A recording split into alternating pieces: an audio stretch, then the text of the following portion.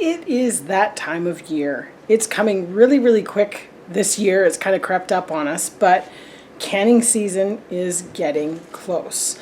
We're already starting to get quite a bit of nice stuff in from the garden, and we know it's going to hit pretty fast, and when it hits hard. So it's time to do a bit of an inventory check downstairs in the canning area and see just what we need to get making this year. I mean, there's the staples that we make every year: ketchup, barbecue sauce, pasta sauce, all that sort of stuff. So we're going to go down and check our numbers on that, but also just take a look at the few things that we don't always make all the time, but we're going to see just what we need. One of the things that happens when we get to canning season is the table gets covered. I'm sure every person who grows a garden and does the canning side of things and the preserving knows what I'm talking about. It gets covered in produce and jars and pots and pans, and it just never makes sense to put that stuff away. Now, one thing I just wanted to show here quickly before we go take a look downstairs. See the apples there? That is the fall off from that tree that fell a few weeks ago.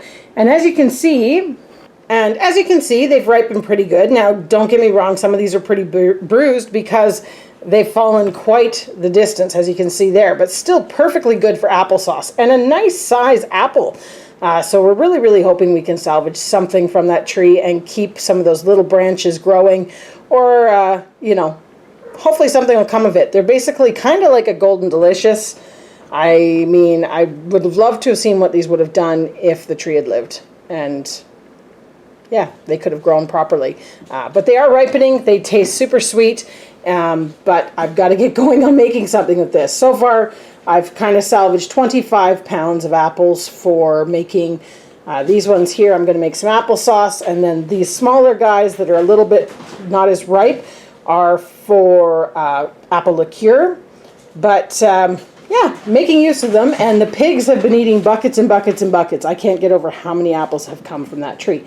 But the apples are not what this video is about. Let's go down and take a look at what we need to make this season. So I did do an inventory video as well last year, and I think it's something that we're probably going to stick with doing every year. It's no different than our homestead economics.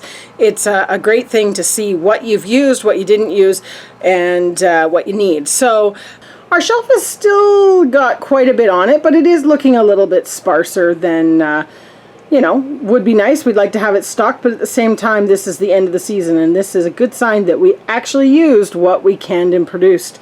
The one thing that has not really diminished too much is the jams and jellies, because I've been making those with fruit out of the freezer. Most recently was the black raspberry, and then we made a whole bunch of the dandelion jelly this year because it was the dandelions were just amazing because it was a good spring for them. So we've done that. Definitely need some cherry jelly, which the choke cherries are coming. You just saw in those last videos. And some strawberry rhubarb would have been nice, but I did lose my rhubarb patch, so I've got another one on the go and started, but we'll see. Where we get to the blank spots,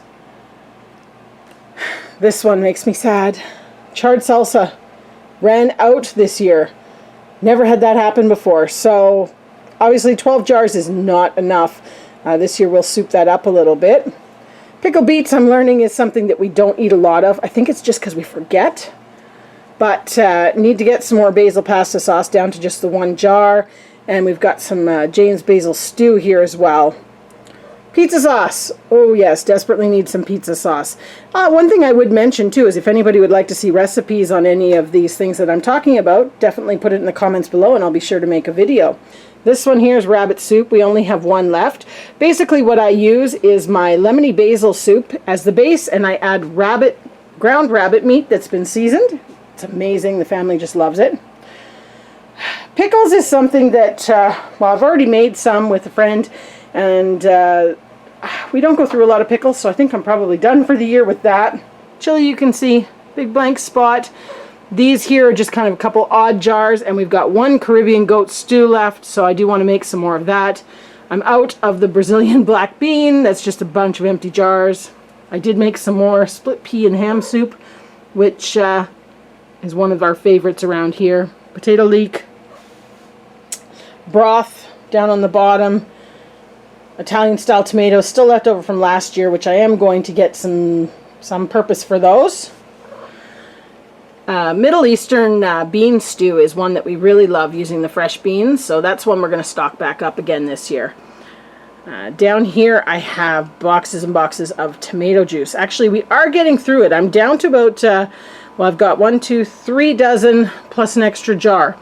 That's not too bad. So I've only got 37 jars. But it's not something we use very often, but it subs in for sauces and is a great way to use tomatoes quick when you need to. The apple product was a little disappointing last year. The apples went really fast because frost came. So apple pie fill, desperately need.